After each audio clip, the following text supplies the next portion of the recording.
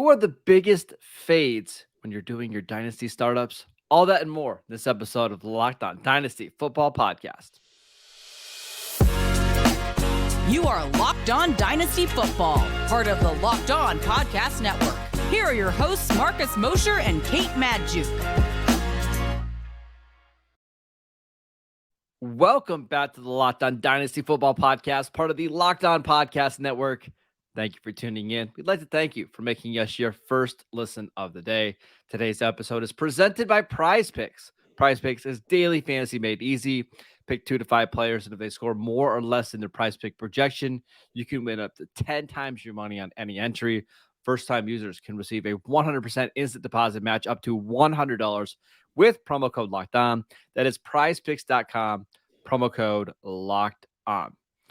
I am Marcus Mosher. You can follow me on Twitter at Marcus_Mosher. She is Kate Magdziuk. Follow her on Twitter at Kate Magdziuk. Kate, what's going on? Nothing. We've got some wild card football on the horizon. Super wild card weekend is what they're calling it now. Super. It is not so super, Marcus. We've got a lot of rookie quarterbacks playing this week, but I'm excited. And what's more beautiful than wild card football is dynasty startup season. Yes. It's the best. Yeah, so we put together a list of 5 players that you should be fading in your dynasty startups. Kate, we actually don't know who the other ones pick, so there might be some crossover here, but I'm going to let you go first. Who's your first name that you want to mention? All right, Marcus. It's going to be Courtland Sutton for me. Wide receiver that I really like and I think has a lot of potential. Like checks all the boxes of what you would want out of a dominant alpha super wide receiver, right? But just hasn't gotten it done. He's 27 years old right now, being drafted on average as the wide receiver 37, which doesn't feel like terrible value. But like when you look at the players being drafted right around him in dynasty startups, that's when I start to pull back and say, whoa, what are we doing here? That's the big kicker for me is the price tags, Marcus. 6 top 12 weeks in his career. Yeah. His entire career. That is 6 games out of his 65 game sample size. That is less than 10% of his games. He's finished as a wide receiver 1. But really the issue for me also comes back to the efficiency. Since his torn ACL, just not been nearly as efficient. Yards per reception has dropped. Yards per route run dropped. Yards after the catch per reception dropped. Like he's doing all the things, but it's not amounting to what you want it to amount to. And Russell Wilson's not doing him any favors. Yeah. It does feel like his price is finally starting to go down because even like last year, we were seeing him be drafted as like wide receiver 30, right? I'm actually, in fact, I'm looking at his dynasty overall ADP, Kate. In February of 2020, he was ranked as the 24th overall player. But this is where it gets tricky now for it's me, at Marcus. 75. It's not necessarily that valuation there, but listen to some of the names being drafted around him. Jerry Jeudy. I'd rather have Jeudy. Yeah. I'd rather have Jeudy. How about Mike Williams? I'd rather have Mike Williams. How about Gabe Davis? I'd rather have Gabe Davis. Rashad Bateman. Yeah, I think give me Bateman. Jahan Dotson. Tyler Lockett. I think that's probably the cutoff for me. Really? Because Tyler Lockett's only 3 years older and he's actually produced. Yeah, I know. That one's tricky. I can go either way on that one. But the point remains, like, he's being drafted, would you say, wide receiver 37, 38? Probably needs to be a little bit closer to, like, wide receiver 45-ish for me to get excited. But I agree. Like, it does feel like a little bit that his price tag is so much more reasonable than it was 6 months ago. But it is because there's no upside. Right. Like there's absolutely zero upside. It just here feels for like Courtland Sutton. If I'm in a dynasty startup, it's probably where I'm going to be looking at a different position, right? I'm going to be looking at, You know what, tight end, like Kate, you can look at like, oh, I don't know. George Kittle is drafted pretty close to that same spot. Pat Fryermuth is going right there. David Njoku, just like a round later. I agree with you. I think I'm fading Cortland Sutton. He's just not he's also not fun to have in fantasy. I haven't him in so many dynasty leagues, and it's just not fun to play him at all. I mean, Marcus, he went an entire season this year without a top 12 week. He had just 3 top 24 weeks in I know. fantasy this year. 3. He literally killed you. And I think what we keep holding on to is this idea that based on his body type, based on the fact that we saw him exceed that 1,000 Yep. receiving yard mark, that he should be something more than he is right now. And it just hasn't come to fruition. Well, the other thing is you look at his body type and you think, okay, that's a guy that should be able to get double-digit touchdowns every year. Kate, he has scored a combined 4 touchdowns since December 1st of 2019. 2019, that is a long time ago. Gabe What Davis were we scored 4 doing touchdowns. back in 2019? I don't know. We didn't this podcast. We weren't doing this podcast. Yeah, and we've been doing it for a while. So Yeah. that it's been a long time, Cortland Sutton. And Yeah. again, not to say that he doesn't have the skill set, because I feel like we started to see that before the torn ACL, but Yep. I'm out. Yeah. I agree with you. Let's hear your first pick, Yes. Marcus. I'm going to tell you who it is right after I tell you about Bet Online. BetOnline.net is your number one source for sports betting info, stats, news, and analysis. Get the latest odds and trends for every professional and amateur league out there, from pro football to college bowl season to basketball and the World Cup. They've got it all at BetOnline.net. And if you love sports podcasts, and we know that you do because you're listening to one right now, you can even find those at BetOnline as well. It's always the fastest and the easiest way to get your betting info. Head to the website today or use your mobile device to learn more. Bet Online, where the game starts. We also want to tell you about the Ultimate Football GM app. If you've ever dreamed of becoming an NFL GM and managing your own football franchise, then this is the app for you. You're going to be responsible for everything that it takes to win. You're going to be hiring the right coaches and coordinators, trading players, making draft picks, navigating your franchise through free agency in the draft, and of course, all the ups and downs of the season. All of this in a challenging but realistic game world. The Ultimate Football GM app is completely free and playable offline, so you can play on the go as you want and when you want to.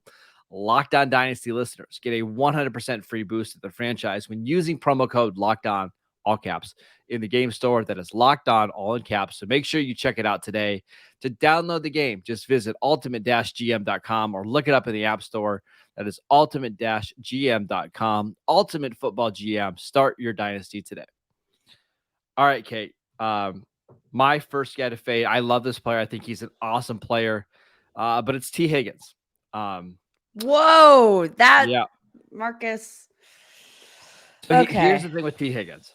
I think he is What, he's such a value and is a better value than his teammate Jamar Chase? Is No. that what you're It's just that Higgins, because he plays with Jamar Chase, is always going to struggle to have elite wide receiver 1 numbers. Okay, he's being drafted overall in startup leagues as the 8th player, number 8 overall, wide receiver 6. It's just a little rich for me. We've seen 3 years in the NFL. All 3 of them have been good seasons, but not an 1,100. He doesn't have a single 1,100-yard season under his belt yet. The most touchdowns that he's got in a season is 7. I think there's a chance that he improves on that a little bit, and we see him get to the 1,200-yard, 8-9 touchdown range. But that's just not good enough to be a top 10 pick in dynasty leagues for me. So for that reason, I'm out.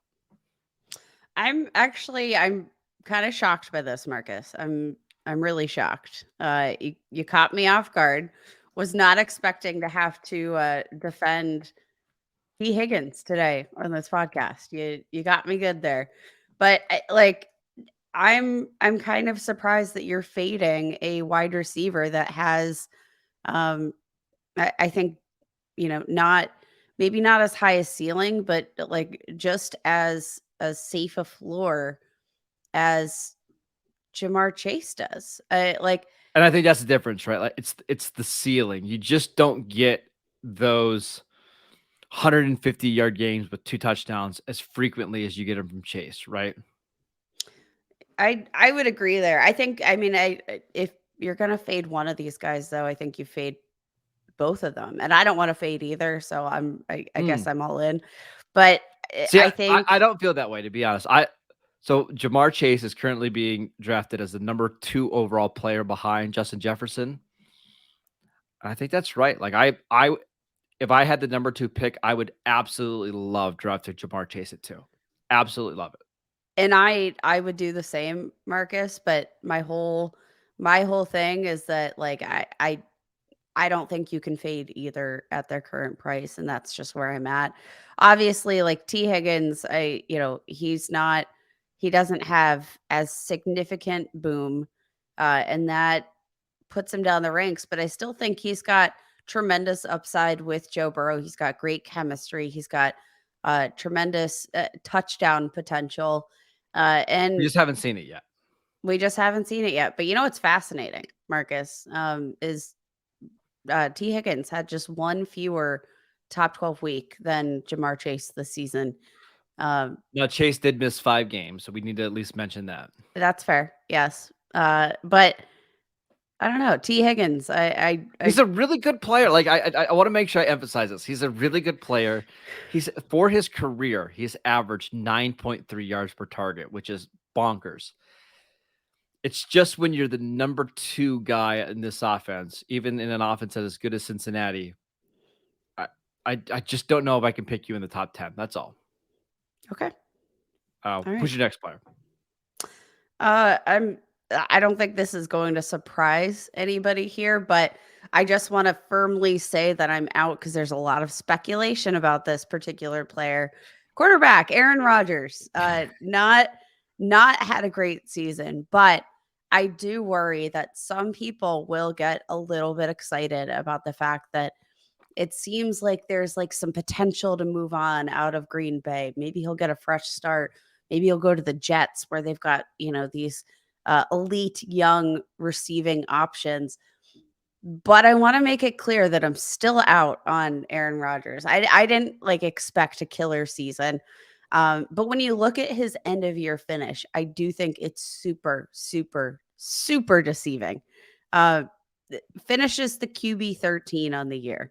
But if you started him this year, he killed you. Not a Yeah. single game did he perform better than QB7 in any given week. He had just 2 QB1 performances the entire season.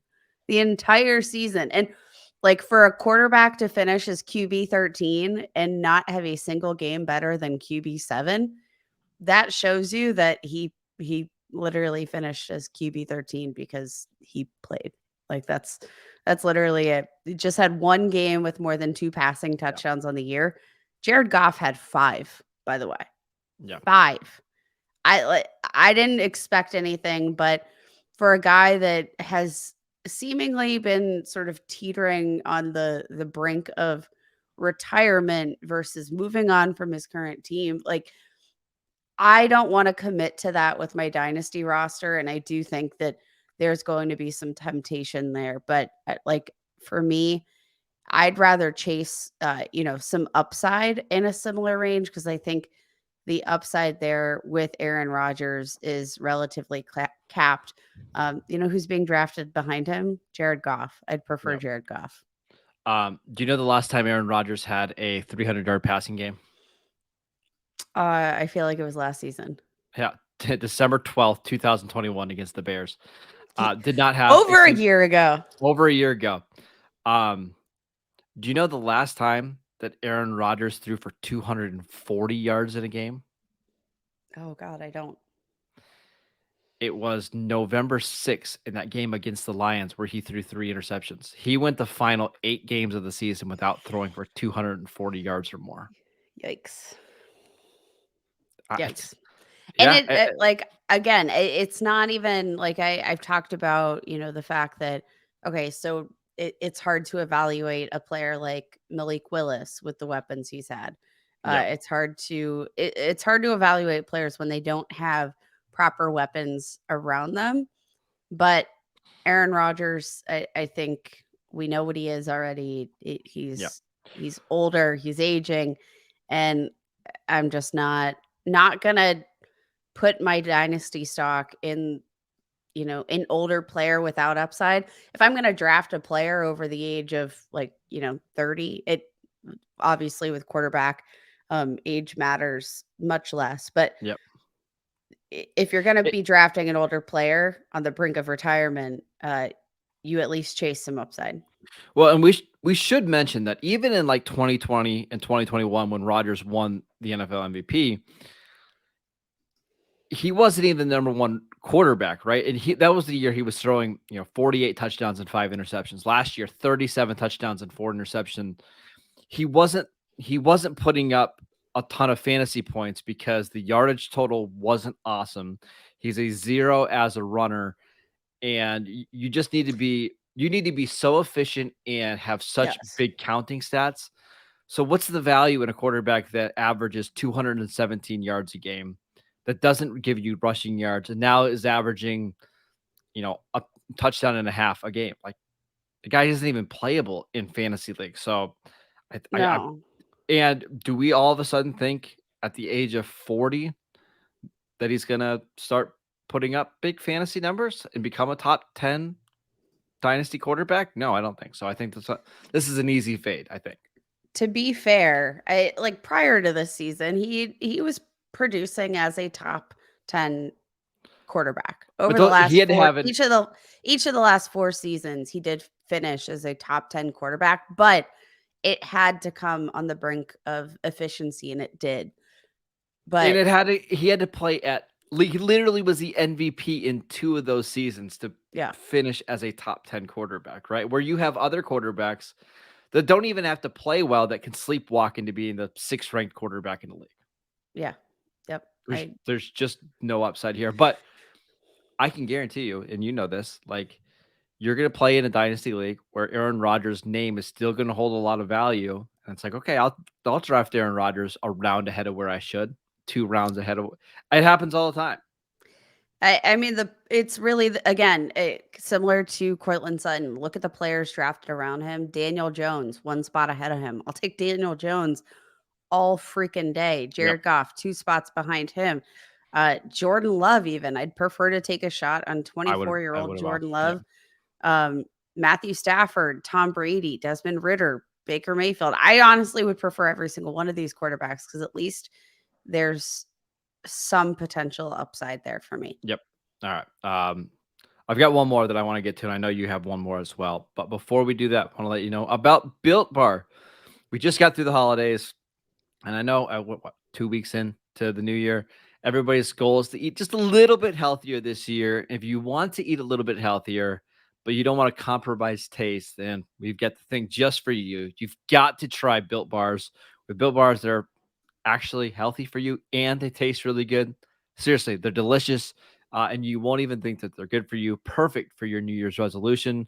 What makes Built Bars so good? Well, for starters, they're covered in 100% real chocolate. Yes, real chocolate, not that terrible stuff that sticks to the top of your mouth.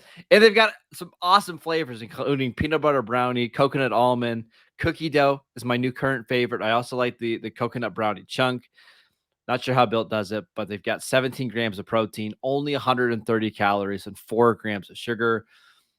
And the best part is now you don't have to wait to get a box. Before, you've had to go to built.com, which you can still do and order some boxes over there.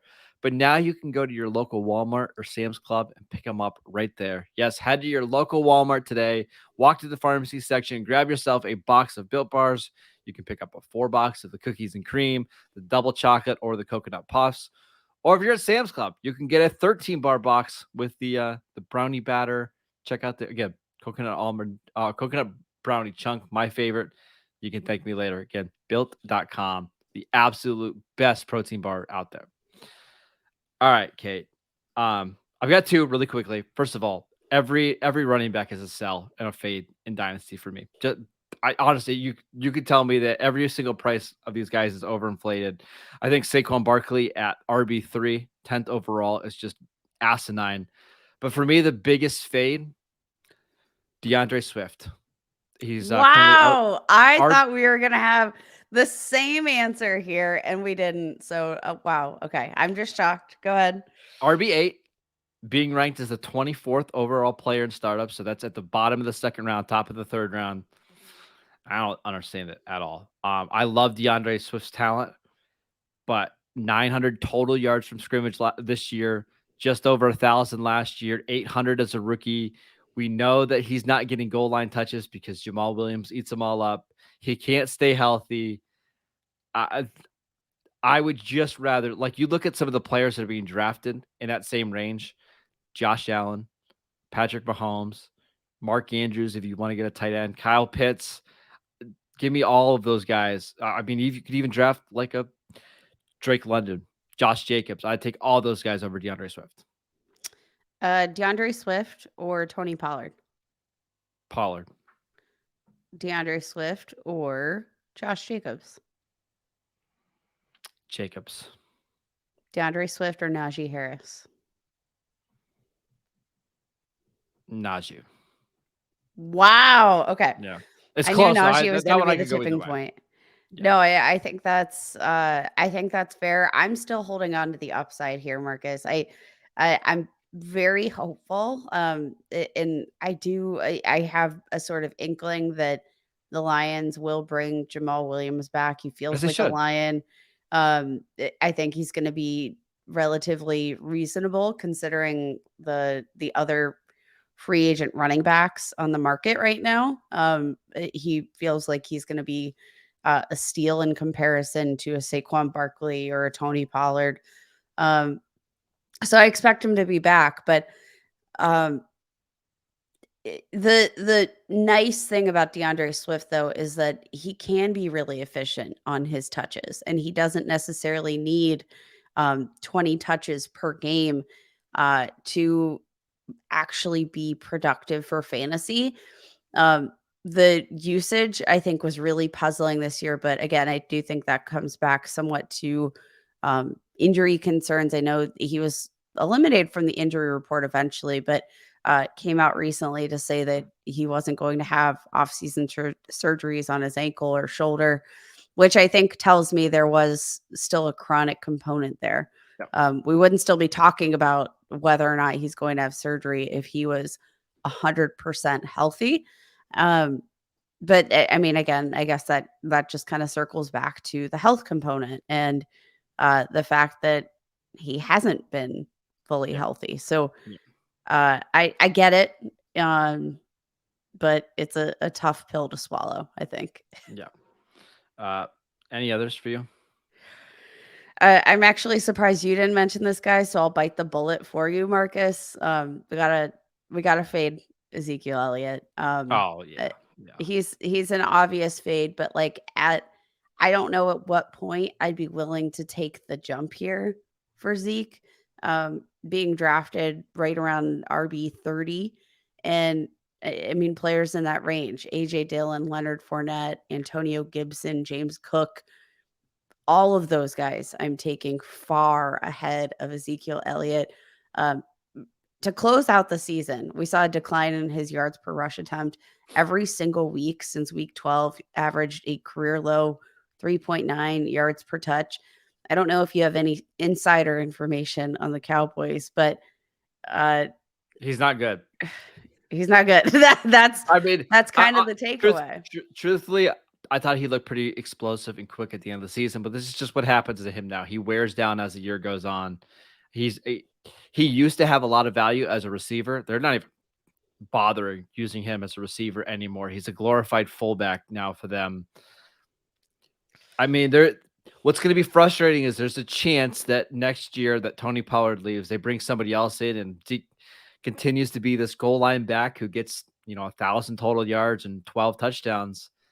But you can't have any confidence starting him any week unless he scores a touchdown. That's been the tipping point. Any player that you need that touchdown from, not necessarily a good thing, right? Ezekiel at any active running backs right now leads all active running backs in rush attempts by a decent chunk. You've got Ezekiel Elliott, almost 1,900 rush attempts in the league.